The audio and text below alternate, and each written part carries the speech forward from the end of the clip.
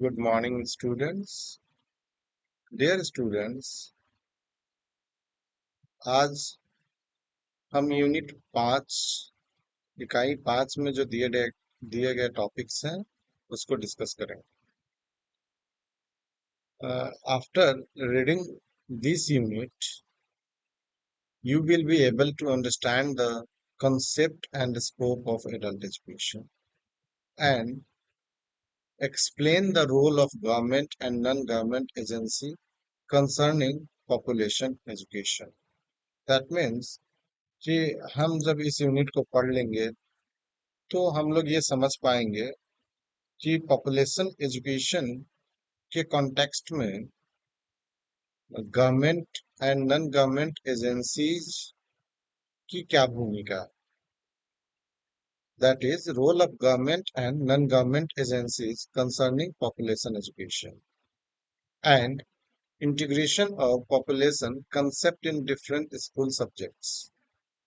कैसे हम population concept को जो डिफरेंट स्कूल सब्जेक्ट्स है उसमें हम इसे इनकॉर्पोरेट करते हैं, इंक्लूड करते हैं. देन पॉपुलेशन एजुकेशन थ्रू को करिकुलर एक्टिविटीज, हम कैसे को करिकुलर एक्टिविटीज के माध्यम से पॉपुलेशन एजुकेशन को समझते हैं. And then role of the teacher in population education program, जो भी पॉपुलेशन एजुकेशन प्रोग्राम है उसमें टीचर की क्या भूमिका है, इन सबको हम डिस्कस करेंगे. So first, we have to discuss about the background of the different topics of this unit. The effective implementation of population education requires a collaborative effort between government and non-government agencies, emphasizing the significance of informed decision making and sustainable development. Government agencies plays a pivotal role in policy formulation, funding, and nationwide program execution, while non-government organizations bring grassroots level insights and community engagement. Integration population concepts into various school subjects ensure a comprehensive understanding of demographic issues among students, fostering critical thinking and awareness from a young age. Additionally, co-curricular activities provide practical, experiential learning opportunities that reinforce classroom techniques and engage students in meaningful discussions about population dynamics. Teachers are crucial in this educational framework, serving as facilitators and mentors who guide students through complex population issues and encourage active participation in related activities. This multifaceted approach not only enhances students' knowledge but also prepares them to address future population challenges effectively. Then, now हम सबसे पहले role of government agencies and non government agencies के बारे में discuss करेंगे. तो non government agency या non governmental organization को डिस्कस करने से पहले हम उसके what is the meaning of non government organization, what is the basic principles of non government organizations, then why the need of the non government organization, तो हम इसे डिस्कस करेंगे. देन आफ्टर दैट हम ये डिस्कस करेंगे कि role of non government organization in population education. Now, the term non-government organization or NGO came into use in the 1945 because of the need for the UN to differentiate in its charter between participation rights for intergovernmental specialized agencies and those for international private organizations. At the UN, virtually all types of private bodies can be recognized as NGOs. They only have to be independent from government control, not seeking to challenge governments either as a political party or by a narrow focus on human rights, non-profit making, and non-criminal. As of 2003, there were reportedly over 20,000 NGOs active in Iran. The majority of these organizations are charity organizations and thus would not fall under the category of development oriented NGOs. In this document, in this topic, the term NGO is primarily used for organization other than charitable organization. A non-governmental organization is a non-profit, citizen-based group that functions independently of government. NGOs, sometimes called civil societies, are organized on community, national and international levels to serve specific social or political purposes and are cooperative rather than commercial in nature. While the term NGO has various interpretations, it is generally accepted to include private organizations that operate without government control and that are non-profit and non-criminal. Other definitions further clarify NGOs as associations that are non-religious and non-military. NGO classifications can be divided into two categories. First one is by the level of orientation, and second one is by the level of oppression. When we are talking about the by the level of the orientation, NGOs classifications further can be divided into four categories. First one is charitable orientation, second one is service orientation, third one is participatory orientation, and fourth one is empowering orientation. As it is, when we are talking about the NGO's classification on the basis of the level of the operation, it can be divided into four categories. First one is community-based organization, second one is city-wide organizations, and third one is national NGOs, and fourth one is international NGOs. Two broad groups of NGOs are identified by the World Bank. First one is operational NGOs, which focus on development projects. And second one is operational NGOs, which are organized to promote particular causes. When we are talking about the funding, as non-profit NGOs rely on a variety of sources for funding, including membership dues, private donations, the sale of goods and services, and grants. Despite their independence from government, some NGOs rely significantly on government funding. Large NGOs may have budget in the millions or billions of dollars. Introductions to NGOs. A non-government organization is any non-profit, voluntary citizens group which is legally constituted, organized, and operated on a local, national, or international level. They are task oriented and driven by people with a common interest. Principles of NGOs are altruism and second one is voluntarism. Some are organized around specific issues as it is human rights, environment, health, poverty, eradication, rehabilitation, and employment. Definitions of NGO. The World Bank defines NGOs as private organizations that pursue activities to relieve suffering, promote the interest of the poor, protect the environment, provide basic social services, or undertake community development.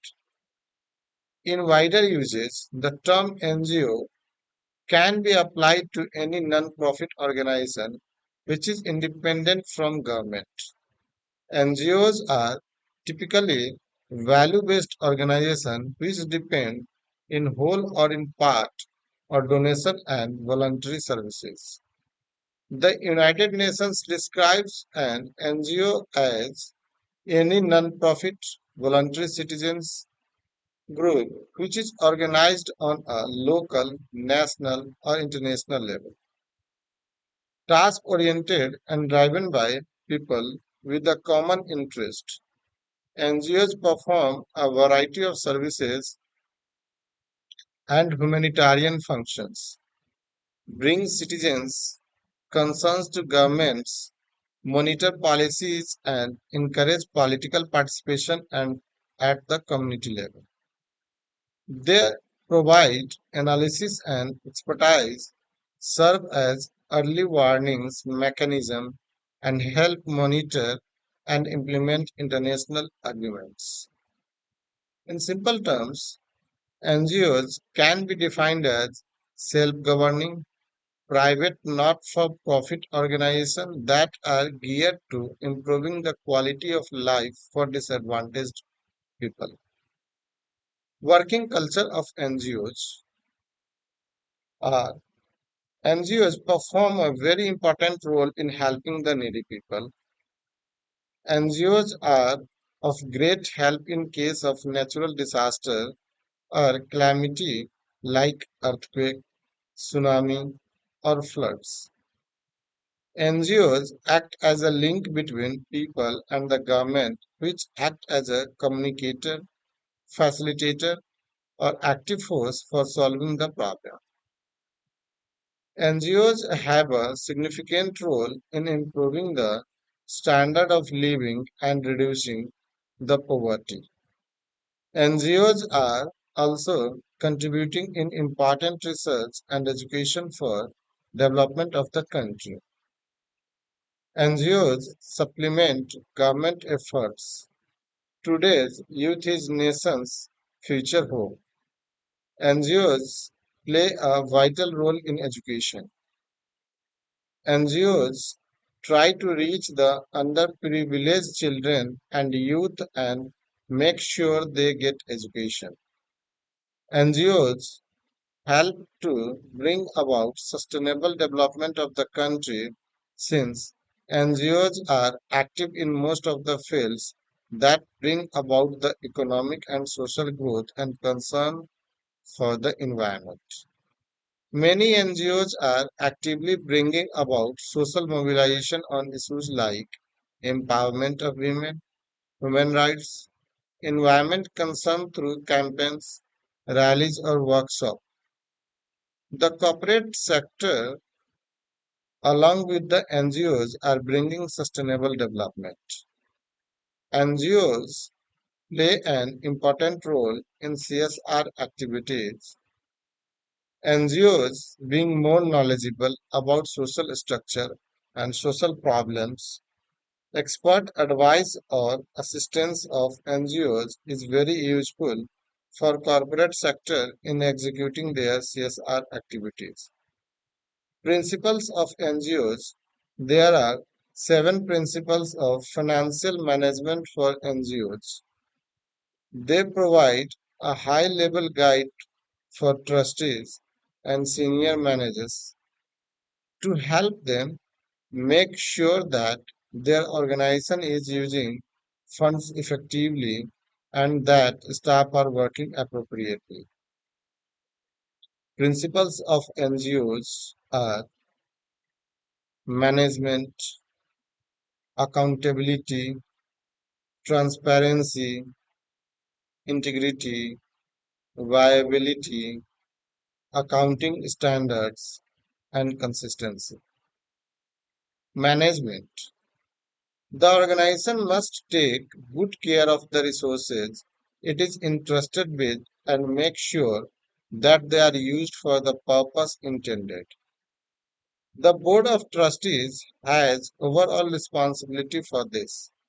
In practice, managers achieve it through careful strategic planning, setting up appropriate controls, considering risks, and by setting up systems that work in tune with the two golden rules of NGO fieldwork.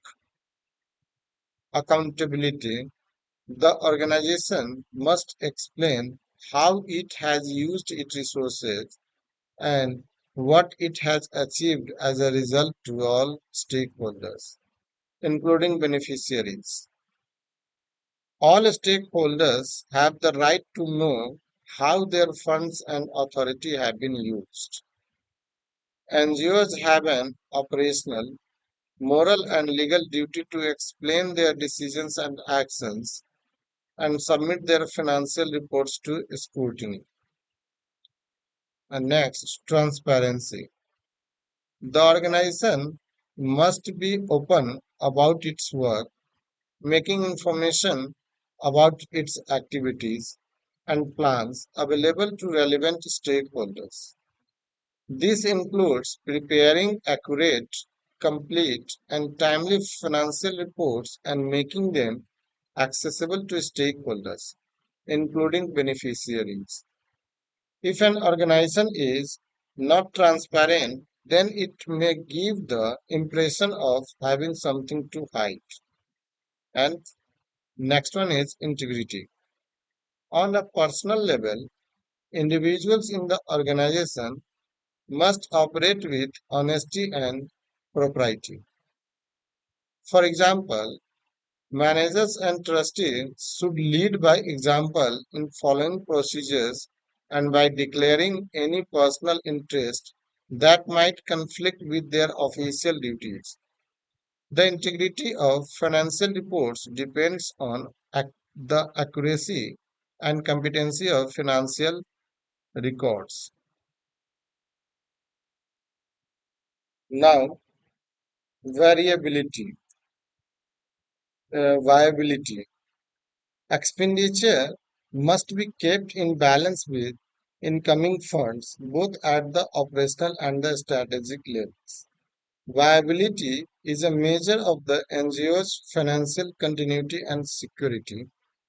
The trustees and managers should prepare a financial strategy to show how the NGO will meet all of its financial obligations and deliver its strategic plan. Accounting standards. The system for keeping financial records and documentation must observe internationally accepted accounting standards and principles.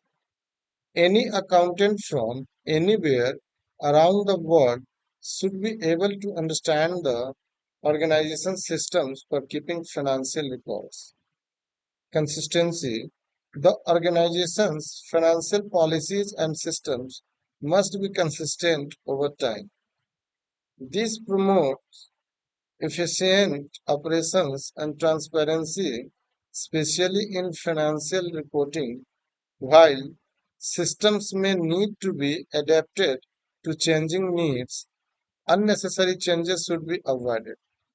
Inconsistent approaches to financial management can be a sign that the financial situation is being manipulated.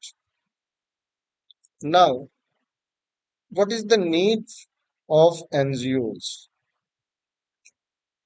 Since independence, India has achieved phenomenal economic growth in education, healthcare, poverty alleviation, and overall standard of living.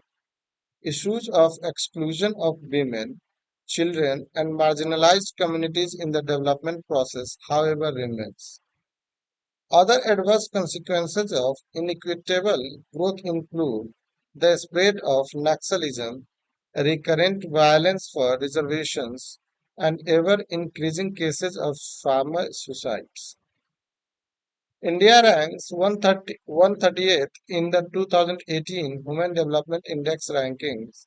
The Global Hunger Index for 2018 indicates that 38.4% of children under 5 in India are stunted. In such an environment, civil society plays a key role in raising the concerns of people and ensuring that minorities are not neglected. The state required the constructive and collaborative engagement of civil society in its various development activities and programs. Non-governmental organizations acts as the operational arm of the civil society and thus have an important role in the development procedure. Legislations regulating the finances of NGOs. Foreign Contribution Regulation Act 2010. Foreign funding of voluntary organization in India is regulated under FCRA Act and is implemented by the Ministry of Home Affairs. The Act ensures that the recipients of foreign contributions are there to the stated purpose for which such contribution has been obtained. Under the Act, organizations required to the register themselves every 5 years. And Foreign Exchange Management Act 1999. Foreign Exchange Management Act 1999 aims to consolidate and amend the law relating to foreign exchange with objective of facilitating external trade and payments and for promoting the orderly development and maintenance of foreign exchange market in India. A transaction under FEMA Foreign Exchange Management Act is called a fee or a salary, while the same under FCRA Foreign Contribution Regulation Act is called a grant or a contribution. In 2016, the powers of Ministry of Finance to monitor NGOs were placed under the FEMA, that is Foreign Exchange Management Act.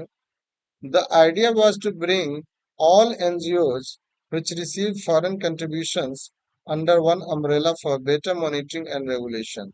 The step was taken to that ensure only one custodian monitors flow of foreign funds to these organizations. Now, the role of NGOs in rural India. The roles that NGOs perform today in India are numerous. They are advocates, educators, catalysts, monitors, whistleblowers, blowers, mediators, activities, mobilizers of both men and resources, protectors of human rights, conscientizers, animators, and conciliators. Notable is the fact that these roles are never played in a favorable climate in India. NGOs, mainly those that perform advocacy roles and critique government policies, have constraint in their working environments. Sometimes there are occasions in which the organizations are silenced by the mechanism of co-options. Allocation of grants in aid and respectable position in government bodies with perks and privileges are being used to voluntary workers. Co-option can come not only from those in power but from other political actors as well, including the oppositions, as happened in the some Arab countries.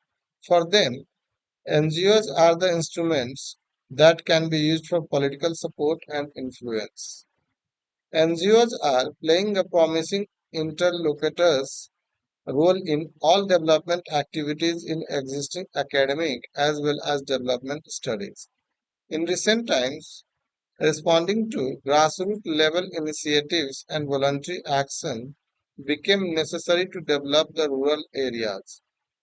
The increasing demands for the NGOs are itself a response to recent trend relating to socio-economic issues and their corresponding development intervention in academic and policy-oriented research.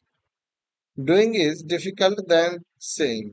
Yes, of course, saying depends greatly on the knowledge, but comparatively it requires lesser physical energy, whereas doing requires extensive physical labor, approach, and determination apart from the strategic application of the knowledge and experience. Moreover, Development administrators and change agents have to keep this fact in mind while working on any development project or program that require deep thinking, sincere attempts, and extensive involvement. Either organizations or individuals, those who know this fact hardly try to make an attempt through shortcut methods for the development of their communities or the communities they work for. It is only this distinguished quality of them attracts one to focus their attention to such organizations and individuals involved in social uplift of deprived and underprivileged sections of the society. There is an urgent need for accepting the changing role of NGOs in the implementation of child care, women development, anti-poverty, and minimum needs programs. While the role of NGOs has been accepted in supplementing governmental effort, still there is general confusion and lack of understanding on how best they involve themselves directly in the mainstream of development process. Now, this is a turn to recognize the changes that have been taken place in the society, that there are many other economically and social vulnerable groups like small and marginal farmers, agricultural laborers, scheduled castes and tribes, bonded laborers, rural artisans, rural women, etc., who also need to be brought in the mainstream of development process. Role of NGOs in rural constructions. India has a predominantly agricultural base and nearly 70% of its population lives in rural areas.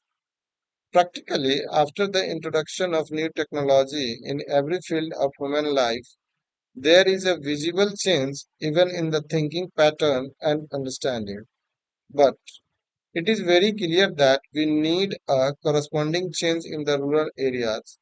Such changes bring about a better standard of living, better overall economic, social, and cultural environment where a rural folk can grow up, get educated through formal and non-formal systems, and be good citizens of India is called rural reconstructions. An attempt is made to explain the major role need to be played by the NGO's rural reconstruction, and they are indicated as follows.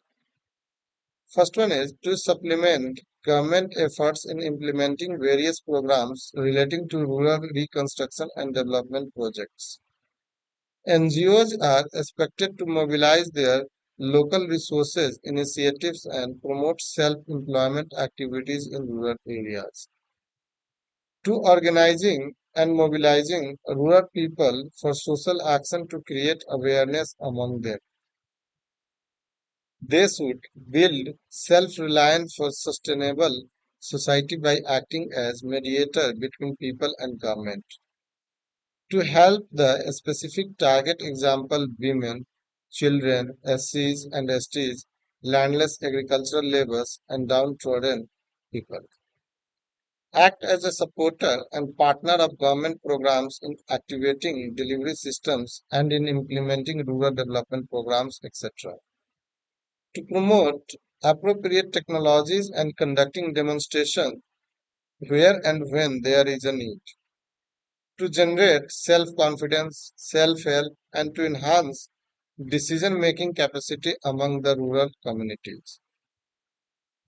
Activating social legislations acts like dowry, minimum wages, abolition of childs and bonded labors, and abolition of female infanticides and AIDS.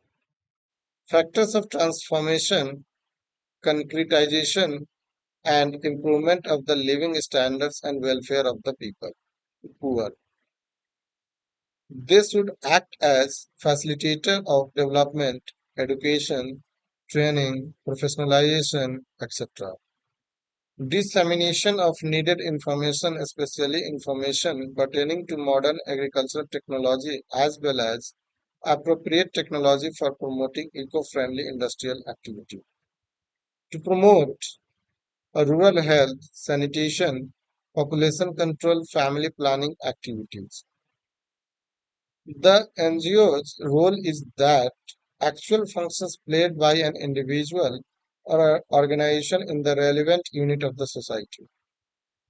NGOs are expected to play a crucial role in all conceivable aspects of rural reconstruction and development. Since India is a country of diverse culture with different languages, religions, castes, customs, traditions, and more across different strata of different societies of various states. Considerable achievement is not possible if the basics of development in terms of the socio-cultural aspects are ignored in the real development of people of a nation. Now, the advocacy or social safety value role. Non-profit organizations play a vital role in mobilizing public attention to societal problems and needs. They are the principal vehicle through which communities can give voice to their concerns. Improving government performance. NGOs can broaden government's accountability by ensuring government is responsive to citizens at large rather than to narrow sectarian interests. They also include innovation and flexibility in policy making by bringing their own independent expertise and research teams. They enhance the efficiency of delivery of many services at the local level through involvement of residents. They also improve policy monitoring and evaluation as Comptroller and Auditor General takes cognizance of reports and social audits by NGOs while preparing its reports. And the service role. The non-profit sector acts as a flexible mechanism through which people concerned about a social or economic problem can begin to respond. It also caters to groups of the population who desires a range of public goods that exceeds what the government or society is willing to support. NGOs help in constructive conflict resolution. In the international arena track, second diplomacy involving non-governmental bodies plays a crucial role in creating an environment of trust and confidence. Building community participations. The non-profit organizations offer alternative perspectives and most importantly, the capacity to conduct a meaningful dialogue with communities, particularly those that are disadvantaged. They foster pluralism, diversity, and freedom. Many NGOs work to preserve and promote India's diverse culture. For example, Speak Make is a society for promoting Indian classical music and culture amongst youth. Activities undertaken by NGOs, advocacy, analysis, and awareness raising, acting as a voice for people both on representing representative and self-appointed basis, researching, analyzing, and informing the public about issues, mobilizing citizens' actions through media campaigns and other forms of activism, and the lobbying business leaders and policymakers, brokers, acting as an intermediary between different sectors and groups. Conflict resolution, acting as a mediator and facilitator. Capacity building, providing education, training, and information. Delivery of services, operational delivery of essential humanitarian development and or social services. Evaluation and monitoring, serving as watchdog or third party, independent auditor, invited and uninvited, of government and corporate performance, accountability and transparency. Issues with NGOs. Accreditation remains a big challenge as it is very difficult to distinguish whether an organization wants to work for the cause or has been set up only for the purpose of receiving government grants. Overdependence on funds from the government dilutes the willingness of the NGOs to speak out against the government. NGOs have acted as a cover of organized crime in past and are often seen as fronts for fundamentalist causes. Foreign funded NGOs have been responsible for organizing agitations and scuttling development projects in India. NGOs are often seen as encroaching on centuries old traditions and culture of the people and lead to mass protest at times. Ban of Jallikattu after the PIL by PETA is one such examples. Way forward, a national accreditation council consisting of academicians, activists, retired bureaucrats should be made to ensure compliance by NGOs. There should be better coordination between Ministry of Home Affairs and Finance in terms of monitoring and regulating illicit and unaccounted funds.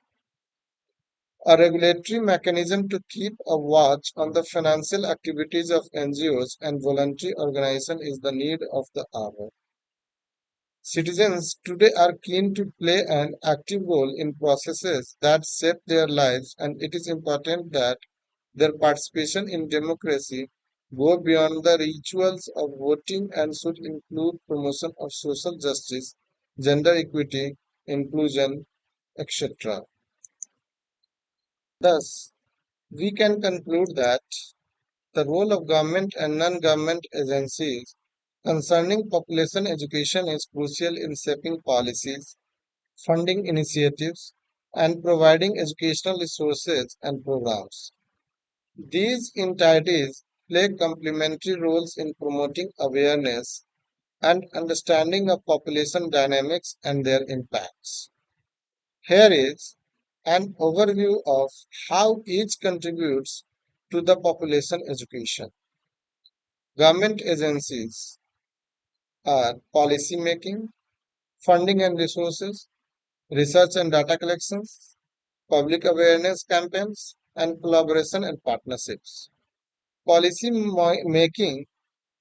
Governments play a key role in integrating population education into the national education policies. They develop frameworks and curricula that incorporate population studies into school and university syllabi, ensuring that education systems promote understanding of population dynamics. Second one is funding and resources. Government agencies typically provide the primary funding for educational programs, including those focused on population. They allocate budgets for the development of teaching materials, training programs for teachers, and infrastructures that supports learning. Research and data collection. National statistical offices and other government entities collect and disseminate data related to population demographics, health, migration, and economic factors. This data is vital for informing educational content and helping educators present current and relevant information. Public awareness campaigns. Governments often run public information campaigns on issues like family planning, reproductive health, and sustainable development. These campaigns are designed to complement formal education and reach a broader audience. Collaboration and partnerships. Governments collaborate with international bodies, non-governmental organizations, and the private sector to enhance the reach and efficacy of population education programs. Non-governmental agencies, innovative educational programs, resource development, capacity building, advocacy lobbying, monitoring and evaluation, community engagements. Innovative educational programs. NGOs often pilot innovative approach in population education, such as community-based workshops, interactive e-learning platforms, and advocacy through media. These programs can be particularly effective in regions where formal education systems may not fully address population issues. Resource development: NGOs develop a range of resources from teaching materials to research reports that support population education. These resources often provide alternative and accessible means for learning and engagement outside traditional classrooms. Capacity building: many NGOs focus on training educators and community leaders to effectively deliver population education. This includes providing them with the necessary tools, skills, and knowledge to handle sensitive topics like sexual and reproductive health. Advocacy and lobbying: NGOs play a critical role in advocating for the inclusion of population education in national education agendas. They lobby for policy changes, increased funding, and greater public attention to the importance of population issues. Monitoring and evaluation: NGOs often undertake the task of monitoring the impact of population education programs and advocate for improvements based on evidence and feedback. This helps in maintaining the relevance and effectiveness of educational initiatives. Community engagements: NGOs are particularly adept at engaging communities directly, facilitating dialogue around the population issues, and incorporating local knowledge and perspectives into education strategy. Synergistic effects: the collaboration between government and non-government agencies often leads to synergistic effects, enhancing the reach and impact of population education. By leveraging their respective strengths, these entities can provide comprehensive, multifaceted educational experience that are informed by both policy-oriented and grassroots approaches. This collaboration is essential for developing effective population education that address both local and global challenges. तो इस प्रकार से हमने role of NGOs and government organizations regarding population education को हमने विस्तार से discuss किया।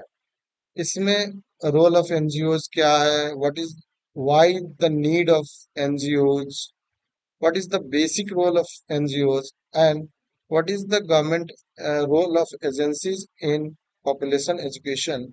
इन सबको हमने विस्तार से डिस्कस किया और हम ये उम्मीद करते हैं कि आप लोग ये समझ चुके होंगे। Thank you students.